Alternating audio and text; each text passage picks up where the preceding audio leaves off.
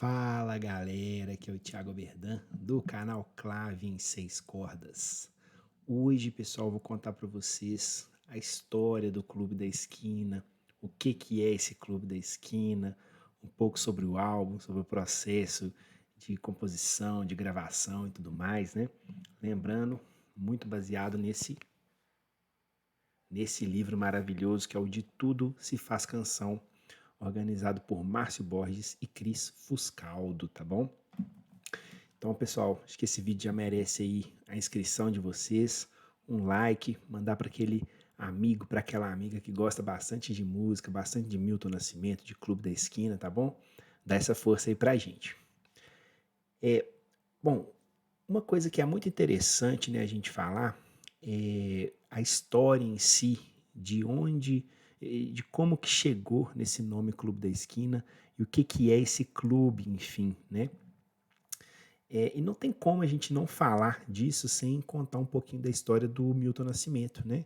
O Bituca, famoso Bituca, músico aí extremamente consagrado, que muitos de nós conhecemos, né? Acredito que a maioria.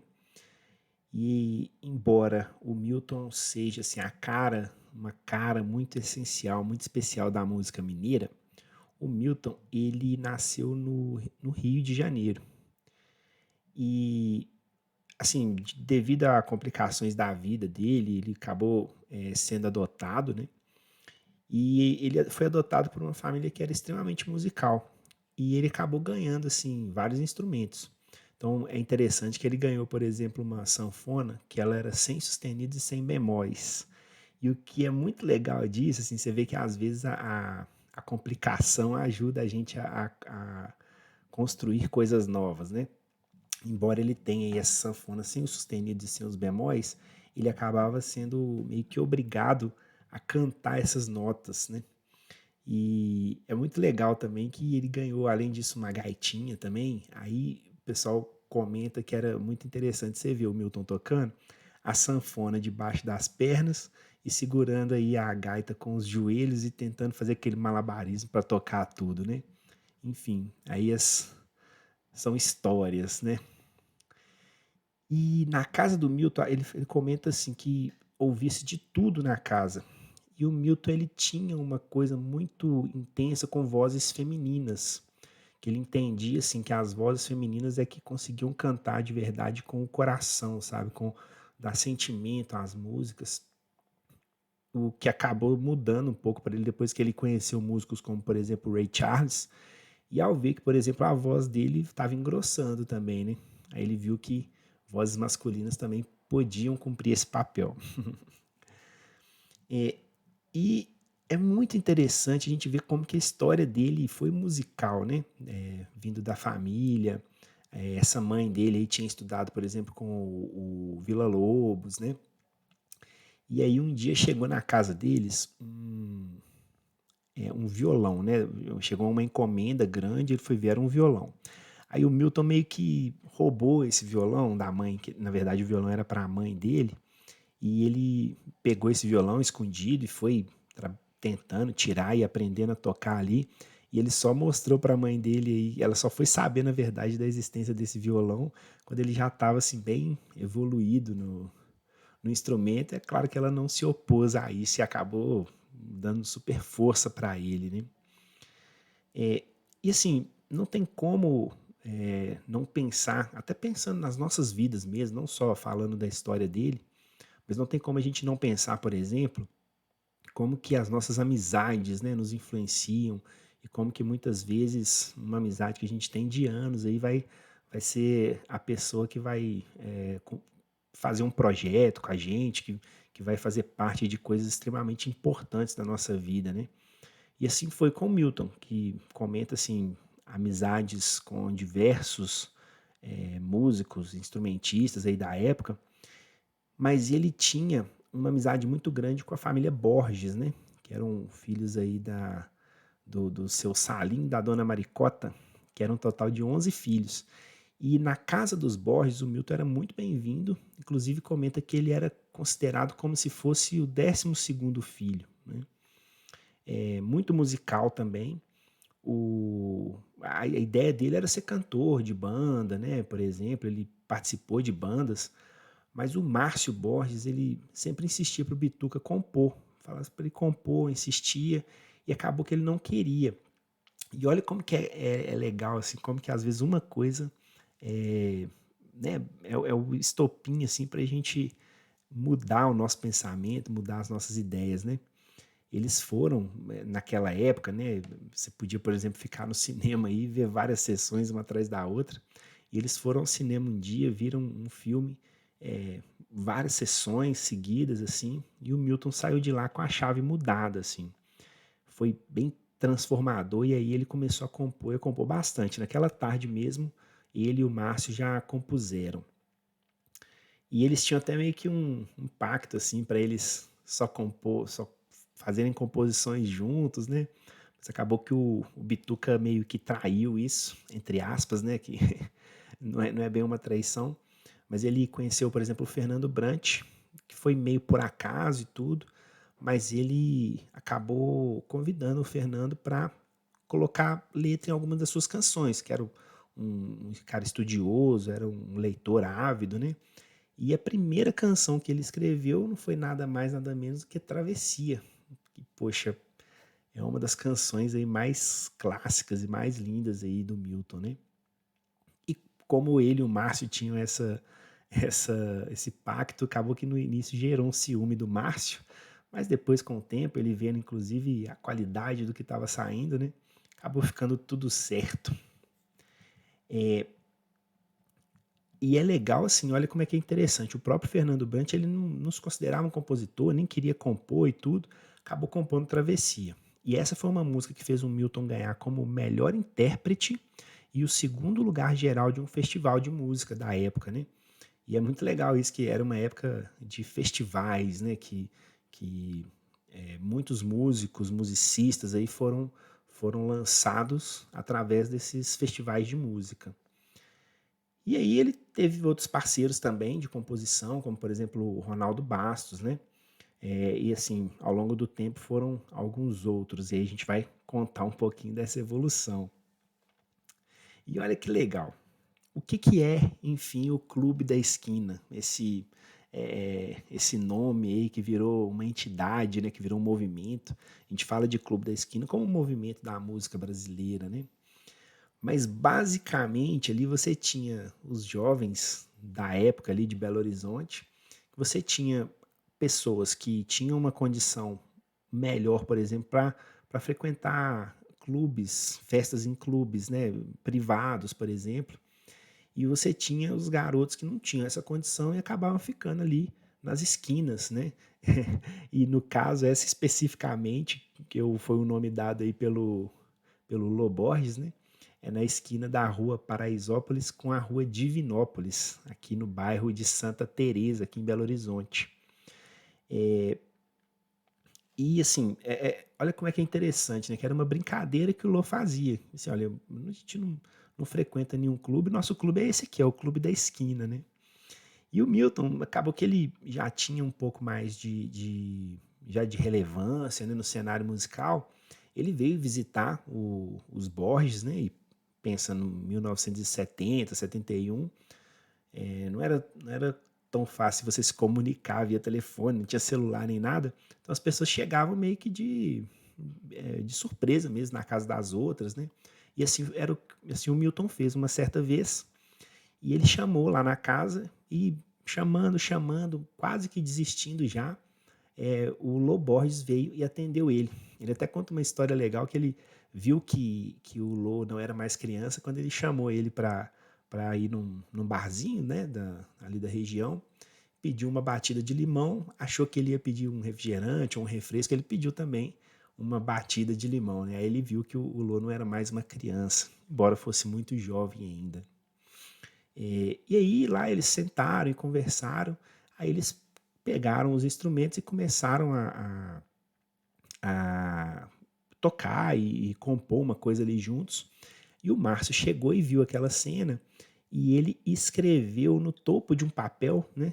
Clube da Esquina. Assim, não tinha a música ainda, mas escreveu no topo do papel o título Clube da Esquina. né? E assim, com certeza na época ele não tinha ideia de que ele estava transformando a história da música brasileira, diria até mundial, né? E assim, como as coisas vão se encadeando, né? O Milton já tinha um contrato com a Odeon e ele estava, vamos dizer assim, devendo um livro que ele precisava ter lançado em 71. Aí o que ele fez? Para pagar isso, para pagar esse álbum contratual aí que ele estava devendo, ele pensou em lançar um disco duplo em 72. Então você pensa assim, parece meio normal isso, a informação, mas não era assim, não era comum você lançar disco duplo. Nem no Brasil, nem no exterior, tão pouco no Brasil. Então era uma ideia assim bem diferente, né? Que o Milton precisou dar meio que uma carteirada assim para que a Odeon aceitasse, né? Precisou mesmo falar assim, olha, se não fizerem isso eu vou sair e tudo, né? E então o Milton quis levar o Lô Borges para o Rio para fazer esse disco com ele. O Lô era muito novo, assim, ele acabou convencendo os pais dele bem facilmente, mas ele estava alistado no exército. Olha que interessante, isso em plena ditadura militar, né? Aí ao conversar com o capitão do exército lá, falando que ele ia sair que ele precisava sair, né, para mudar para o Rio, para criar um disco e tudo, o capitão do exército acabou falando com ele assim que não queria essa gente no exército, né? Esses comunistas de pi, né? Não vou falar o palavrão aqui, mas olha como que a história aí vai tendo aí os seus pontos importantes, né? Porque por causa desse preconceito aí do capitão na época, nós tivemos aí o Lô sendo dispensado do exército e indo para o Rio com o Milton Nascimento. E era interessante, assim, porque o Lô, ele era muito novo e ainda era, por exemplo, nessa época, um Beatlemaníaco, né? Gostava muito da música dos Beatles, por exemplo. E ele meio inseguro, assim, de, por exemplo, ir para o Rio, começar a conviver com pessoas que já trabalhavam na música, que já eram renomados, por exemplo. Ele meio que impôs a ida do Beto Guedes com ele. Porque a ideia era assim, que ele tivesse alguém ali mais ou menos da onda dele, né?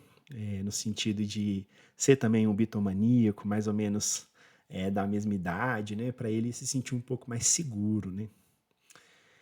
E de novo, assim, a história colocando seus pontos aí importantes, né? O Milton, ele foi um artista muito perseguido pela ditadura também, inclusive sofreu aí ameaças mesmo de sequestros de um filho dele, né, chamado Pablo, um filho de consideração, e aí ele até parou de ter convivência com esse Pablo aí por causa disso, né? Mas por causa das constantes perseguições que ele estava tendo, morando no Rio de Janeiro, ele resolveu se mudar para um lugar mais afastado, para ele ter um pouco mais de tranquilidade.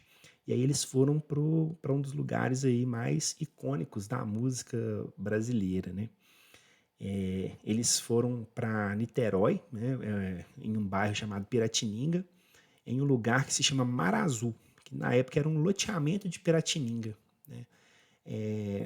E assim, era um lugar extremamente afastado, numa casa grande, de frente para o mar. Então eles tinham assim toda aquela toda aquela natureza, né, para inspirá-los, né? E isso com certeza fez.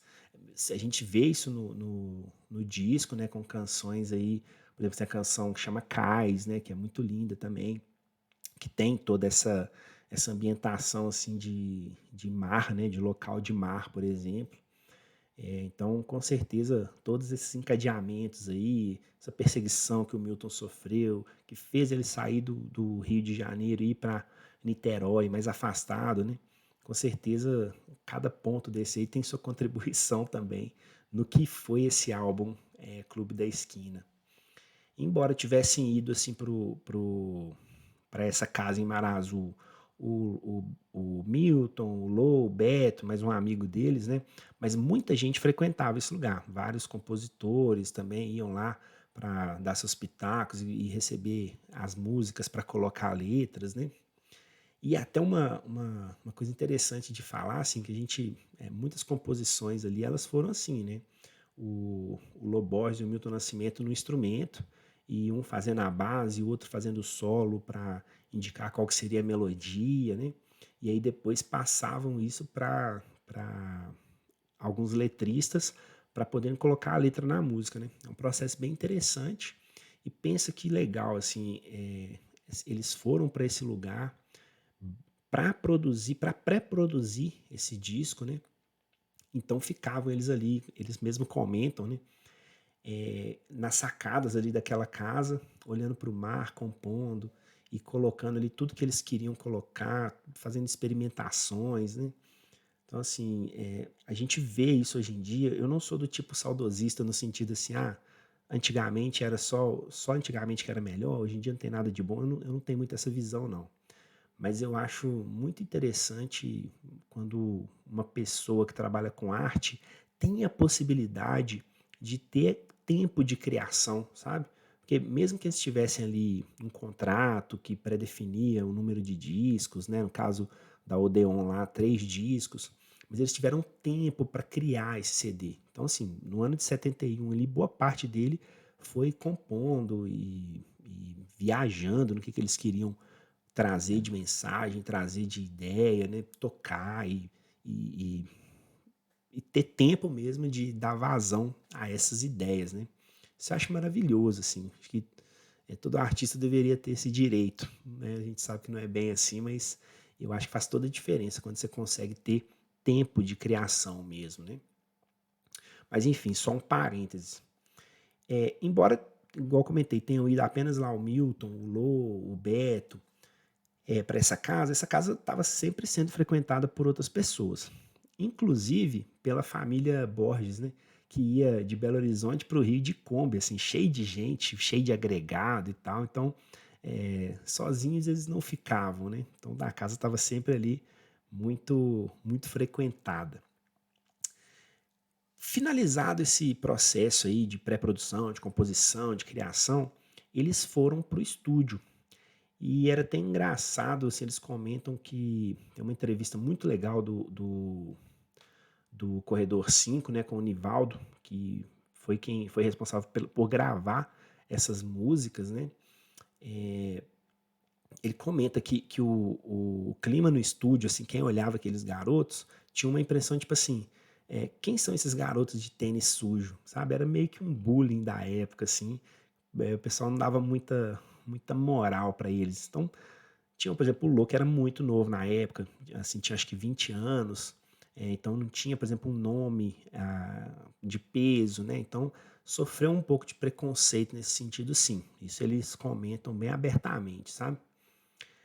E é interessante você ver que, embora tenha tido esse trabalho de pré-produção muito grande, o que se comenta é que não existia muito um projeto desenhado. Então, assim, Milton vai cantar, o Lô vai tocar isso, o Toninho Horta vai tocar tal coisa. Não tinha muito isso, assim.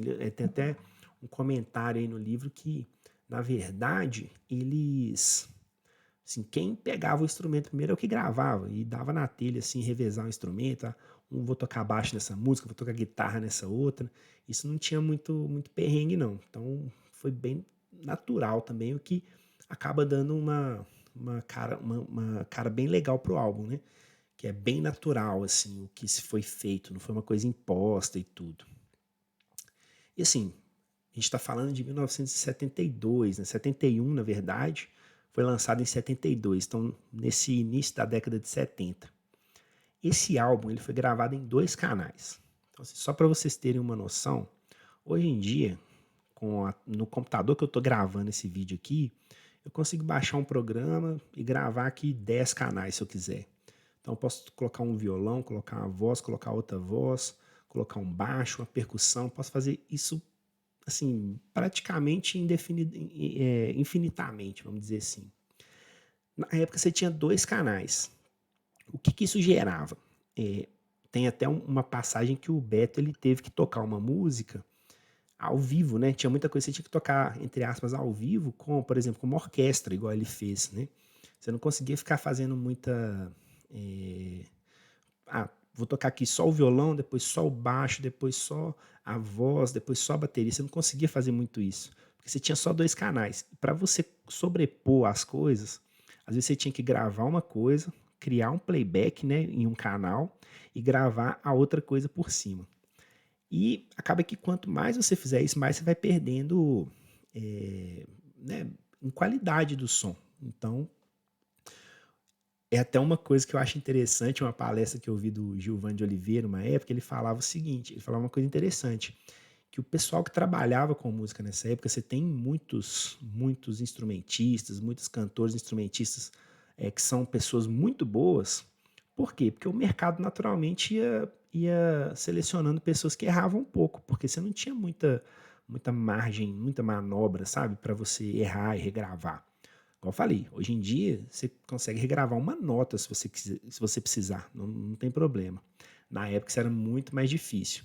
E como você acabava tendo que colocar ali os microfones para pegar, às vezes, muita gente tocando de uma vez, o que se diz muito sobre o disco é que ele tem uma certa ambiência, sabe? Que captou uma certa ambiência, assim, não só o som dos instrumentos, mas o ambiente de uma forma que ficou mais clara, né, nesse disco, assim. Então isso é muito legal, é muito. Pra você ver assim, como que uma dificuldade, né, que se tinha, depois você pôde gravar aí com mais canais, mas na época só com dois, acabou que essa dificuldade gerava aí uma ideia mais que deu uma cara para o disco, né? Uma cara toda dele, assim, que é cultuada até hoje. E assim, não tem como não falar do Newton, por exemplo, né? Que foi aí o engenheiro de som desse disco, né? Então ele teve que fazer milagre aí com esses dois canais e teve muita coisa que ele fez colagem com as fitas mesmo, sabe? Cortando a fita com lâmina de barbear e fazendo colagens aí para você ter é, ah, tirar de uma parte aqui que estava só as cordas, você colocar uma orquestra e depois você voltar para as cordas. Isso que hoje a gente consegue fazer com os cliques aqui no mouse, na época ele fez realmente colando as fitas, né, fisicamente, vamos dizer assim. No livro aqui é até legal que ela traz, inclusive, os exemplos das músicas e os minutos, né, de onde que ele fez uma colagem e onde que ele não fez, por exemplo. E assim, um pouco das histórias assim das músicas. A gente tem também a canção Clube da Esquina, né? E tem a canção Clube da Esquina 2. Nesse disco de 72, ela foi lançada como uma música instrumental, porque o Milton e o Lou, eles achavam que ela não precisava de letra. Aí a Nana Caymmi pediu pro Márcio colocar uma letra e falou assim, não, coloca a letra que com os compositores lá eu me entendo. Aí que o Márcio no outro dia trouxe uma letra, que é uma letra linda, né, que é inclusive de onde sai o nome desse livro aqui, que é o De Tudo Se Faz Canção, e sai também o Sonhos Não Envelhecem, né, do Márcio. Só que a Nana fez? Em vez de pedir autorização, ela foi pro estúdio e gravou e mostrou para eles, aí não tinha muito como questionar, né, porque realmente é uma música maravilhosa, assim. Então essa música só tem letra graças a Nana Caymmi. Muito bom saber disso, né? E das histórias, assim, uma que é muito interessante é a história da capa do livro, do disco, né? A capa do disco em si, eu vou achar ela, vou colocar ela aqui para vocês. É essa capa aqui. Essa daqui. E você vê assim, ela tem uma foto, né, de dois meninos aqui sentados, que muita gente pensa que é o Milton e o Lô, e na verdade não é. Essa é uma história bem interessante que tinha um fotógrafo, né? Que tinha o apelido de Cafi. Esse Cafi aí estava na fazenda da família do Ronaldo Bastos, andando de Fusca, assim, ele viu essa cena desses dois meninos, que parece que eles até subiram no barranco lá para poder deixar o Fusca passar. Aí o que ele fez? Ele sacou a câmera, pediu para parar o carro e tirou a foto, né? E virou uma das capas mais icônicas assim do mercado fonográfico. E é até muito legal, assim, aí muita gente acha que é o Milton e o Lô, mas não é. São dois filhos de trabalhadores daquela fazenda. Eles se chamam Tonho e Cacau. E eles só descobriram que eles estavam na capa de um disco em 2012, quando uma repórter fez né, buscou essas duas pessoas, reproduziu a foto aí com eles já adultos, e aí eles viram, aí eles até processaram o pessoal, assim, acho até que justamente, né, que a imagem deles foi utilizada, mas é muito interessante, assim, como que as coisas nessa época também tinha às vezes uma não tinha um cuidado tão grande, por exemplo, com o direito de imagem, direito autoral, não era tão assim, né, como muitas vezes é hoje, né? E assim, feito o disco, hoje a gente conhece a importância desse disco para a música brasileira, para a música mundial. A gente pode pensar que foi um mega sucesso, mas não foi assim na época. Ele não teve uma tiragem muito grande, não foi sucesso de venda, tinha uma desconfiança muito grande das pessoas, assim, era um álbum duplo, que não era uma coisa comum, era um álbum caro, né? Era o Milton Nascimento, que era um pouco conhecido, mas também era do Lô Borges, né? O livro ele carrega o nome dos dois. Mas, embora ele não tenha sido um sucesso de venda, sucesso estrondoso, a crítica, teve muita crítica boa também, teve crítica ruim, mas o que parece que teve muito na época foi, na verdade, um não entendimento do álbum, sabe? Ele foi um álbum muito à frente do tempo, em muitos sentidos, né? Então, ele foi ganhando espaço aos poucos. Embora ele não tenha tido uma grande tiragem na época, não tenha sido uma explosão de vendas, ele foi um álbum que nunca saiu do catálogo, né? Então ele sempre foi relançado, sempre foi revisto, e aí ele acabou aos poucos ganhando o coração das pessoas, né? E tem histórias muito legais assim que eu acho que, por exemplo, a gente tem aqui, essa aqui era a capa, essa era a capa do disco. E era uma coisa muito diferente, porque era uma capa só com uma foto, não tinha nada escrito, né? O que está escrito aqui é do livro, não é do disco, tá? Então, a gravadora ela exigiu que fosse feita uma contracapa, que é essa daqui. E na contracapa tem o nome do Lô Borges e do Milton Nascimento, né? Você vê que tem o nome do Milton bem grande, do Lô um pouco menor, mas pelo menos identificava quem que era, né? E nas lojas de disco, ela era colocada a contracapa na divulgação. Só que acabou que naturalmente a capa foi ganhando espaço e foi vendendo mais que a própria contracapa, né? Isso é interessante demais, né? Que a gravadora tentou ainda dar uma mexida assim no conceito da capa, mas acabou que o próprio público foi comprando esse conceito e ele foi, assim, hoje é uma das capas mais conhecidas da música, né?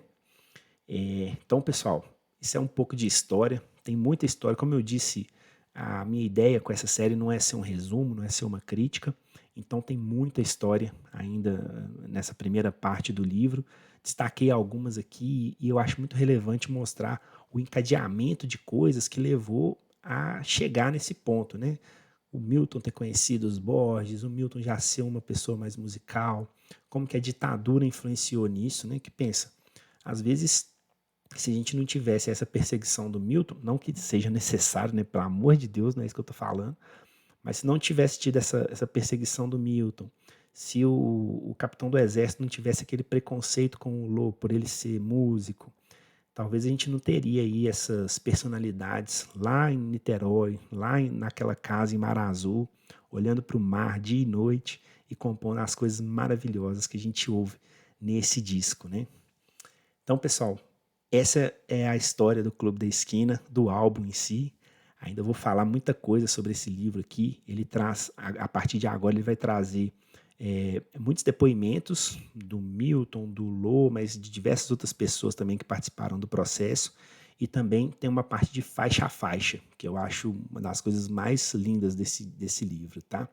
Então, espero que vocês tenham gostado aí de mais desse vídeo, pessoal. lembrando, se inscreve no canal, compartilha esse conteúdo aí, vamos fazer esse conteúdo chegar para bastante gente, para a gente, poxa, fazer valer aí esses 50 anos desse álbum maravilhoso que foi considerado o maior álbum brasileiro de todos os tempos, tá? Grande abraço, pessoal. Até mais.